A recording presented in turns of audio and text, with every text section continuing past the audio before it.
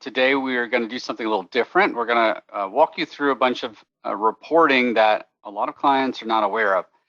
So we're going to focus on things that we've found that clients are either not aware of, they don't use very often, or maybe there's some new features or functionality that you should be considering. One thing that's going to be important for us to, for everyone to know while we go through this is all about you. It's about educating you. So if you've got questions about how to look at these reports, what kind of insights would you garner from them, whatever, please just feel free to add in the chat box any of your questions you have. We would love to answer them while we're talking about specific reports. And if there are reports that you may have uncertainty about and you'd like us to specifically focus on a particular report, let us know. We'd like to have this as a working session. So again, we're glad you're here and we look forward to getting started. So I wanted to talk through this report first. It's called the Excess Inventory Report. And by the way, if you'd like access to our reporting repository as that we continue to flesh out, we'd be happy to share it with you. Please reach out to us. You can email me at steve@primeguidance.com, and we'd love to connect with you and be able to share it with you. So the Excess Inventory Report is a pretty cool report that a lot of people aren't aware of, or they don't use it well. And this report basically tells you what is excess in inventory, but also gives you some great suggestions. So I want to open up an example view. Drag it on the screen.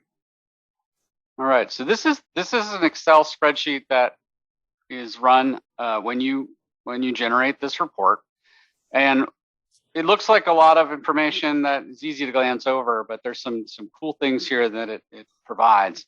One is the estimated excess. So it tells you the total quantity, but it also tells you the estimated excess quantity. In this case, you can see a lot that are complete excess, but in other cases, it'll show you where you have deltas where you need to trim some of your inventory, maybe not all of your inventory. And it'll tell you why it's alerting that. For example, if it identifies that it's got low conversion rate or low traffic, it will tell you that. And that way you know what's the problem here. Is it that customers don't want it when they click into it, and I need to focus on optimization efforts to increase conversion? Or is it low traffic and I need to focus on optimization efforts to get more traffic? And of course, all of that is dependent on the value that consumers get. So pricing is really important. So it'll provide some great insights on pricing here too. So it tells you the recommended action, improve recommendations, create an outlet deal, etc.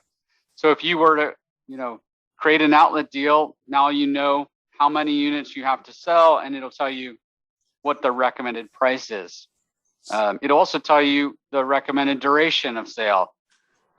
Or if it recommends that it'll remove inventory, it'll have that here, recommended removal quantity, and it'll tell you how much dollars that you would expect to save by pulling that out versus getting dinged with the long-term storage fees. And of course, you also have the breakdown, things like how many units were sold over 7, 30, and 60 days, 90 days, and so forth. Some of the basic stuff that you would expect. But I find this very helpful. Now, Amazon is actually discontinuing this view.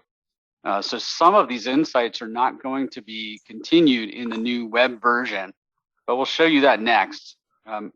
Anything to add on this before we move on to the next view, guys? Yeah, I think it would be. No, go ahead. I was just going to say, if you can do it. Okay, go ahead, Robert. No. I want you to go forward. Go first. All right, thanks. I was going to say, if you can quickly create a filter, Steve, I think it'd be very insightful if you filtered on the alert column and filtered on low conversion and see, kind of how specific are these recommendations? Because, that's what's critical. A lot of times Amazon provides insights to things that are kind of self-serving. And so when I look at this, and it's not filtered, but I just keep seeing low conversion, improve recommendations. Well, that's kind of like, that's easier said than done. So I don't know if you can just create, the Unfortunately, filters in your. I can't Oh, you because the can't? screen Okay. grab. Yeah, we just took a screen Oh, grab. it's just this. Yeah. It's not the Excel. I got you. Anyway, no, that was my only thing. I mean, this is just, when you go into inventory planning, assuming you're using FBA, you see the inventory performance index, which is so critical to your ability to replenish product or ship new product. And it's like, okay, well, that's a nice number, and I see it's not high enough, it's not high enough. But what do you do when there's all kinds of drill downs, and this is one of them? So Yeah. So this is exactly right. It's one view to help paint a picture of where I need to focus. So we would advise at this point, once you understand some of the obstacles here, then you at least know directionally that it's based on traffic or conversion, and then I can look into the more specific issues that are related to it. What are the specific conversion rates? We'll show you another report that will help give you those details later. Or if it says create an outlet deal, well, maybe I'm just priced wrong. What if let's use that opportunity to take a look at my customer, my competitors, and see where they're priced. Well, if I'm at $19.99 and my competitor's at $12.99, I may not need it may need to permanently just change my price, my go-to-market price on that item, because I'm just not competitive. Doesn't mean you have to be the cheapest, but maybe that delta is too far, where I'm too premium priced. It'll help guide that decision process. Yep. yeah, and then the last comment I'd make, and I know we got to move on, is, and I should know this, but not 100% sure. I'm looking at this estimated cost savings of removal. I'd be very interested to understand what that calculation is exactly, because I bet what they're telling you is, this is what you're paying for excess storage. And, they're not really telling you what it's going to cost to increase conversion or to increase recommendations. So again, just my comment with a lot of these Amazon reports is just make sure that when they're telling you spend more money or these are your savings, that you really understand the assumptions behind them. Take everything with a grain of salt, right? Yeah.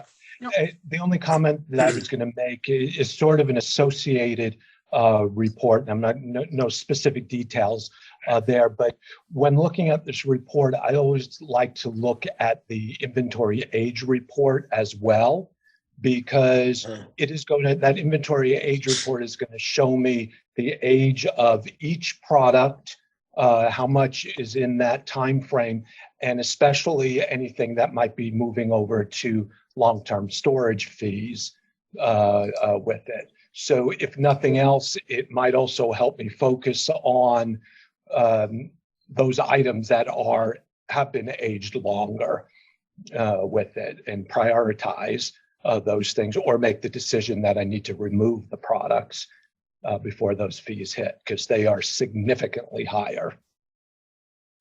Yeah.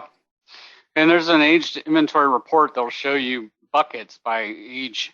So how far out am I? Right. And then that's the report I'm talking about. Yeah. There, it gives it by each column, the what's in long-term storage already, what's in 0 to 90 days, 90 to 180, and so on. Yep, exactly. And if you're not looking at that report, you should be. That's one that more people are aware of. So I don't think we are planning to go through that today, but that's definitely an important one. And of course, our recommendation is to be looking at that with such high frequency. We'd recommend that you look at that at least once a month and plan for how am I going to get rid of this inventory. If it's moved, if I planned on having a 30-day supply and it's been there 90 days, what does that need to be priced at to make sure I'm out of that inventory before it gets to a 1-year period of time? Amazon doesn't want you to carry that inventory for a year. You don't want to be carrying that inventory for a year.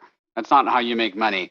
So sometimes it means cutting your losses and driving price down. Sometimes it means pulling that inventory out and selling it elsewhere. Why wait until it shows up on an aged report where you're getting dinged excess storage fees, long-term storage fees? So it's really important to look at that on a regular basis and always have a plan to send it back before a year or liquidate it before a year. And a lot of times we would recommend, pricing it right or driving promotions, trying to acquire a new customer on Amazon versus pulling it back is generally the recommendation we will make. But of course, it's all in the details.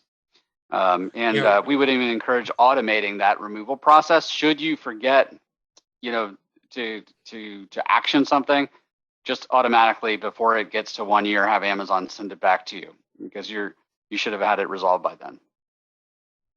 Yeah, this one, it looks like when looking at this column Z, it looks like this is a lot of money. Not to minimize this at all, but what I have seen more often than not is the issue with excess inventory is not like, oh my God, I'm 10% of my revenue is going to, paying for excess inventory. It's usually a pretty small number. What I find the bigger challenge and the bigger benefit with this kind of reporting is the inventory performance index.